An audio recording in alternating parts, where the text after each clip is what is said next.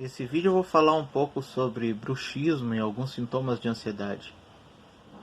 Bruxismo é um fenômeno muito comum, que é basicamente quando a pessoa é ansiosa demais e ela contrai demais a mandíbula, no sentido de que a mandíbula começa a estalar um pouco. O que acontece principalmente de noite, né? Quando a pessoa involuntariamente faz esses movimentos de contrair aqui a mandíbula, tipo assim, ó. Isso gera um desgaste dos dentes, bem como algumas microfraturas nos dentes também. Esse é um dos sintomas de ansiedade, aliado a vários outros sintomas de ansiedade, que pode ser dor na coluna, contratura muscular, né? Dores de cabeça, dores nas costas, enrijecimento dos músculos.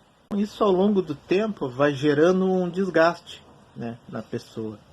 Angústias, né, da mente, que elas acabam se manifestando no corpo, que é um processo que a gente chama de somatização. Quando aquela dificuldade emocional é tão intensa que ela se manifesta na forma de eczemas, de alergias, né? Se não é tratado, tende a progredir com o tempo, podendo até chegar a formas mais graves, como uma doença, né?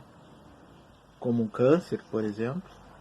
Além das angústias modernas, que é a falta de emprego, né? A comida ficando mais cara, a gasolina ficando mais cara, consequentemente, ficando cada vez mais difícil de se arranjar um emprego fixo e de ter o mínimo para viver, como bem nos lembra aquele filme Matrix, o corpo não vive sem a mente.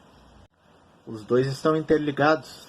Além dessas angústias modernas clássicas, a gente ainda tem uma pandemia em cima disso, que está prejudicando muita gente, está causando mortes e ela não tem hora para acabar.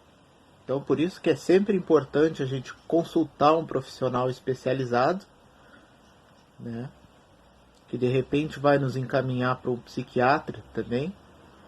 E aí, junto com o medicamento e com a terapia, a gente vai procurar melhores formas de lidar com isso.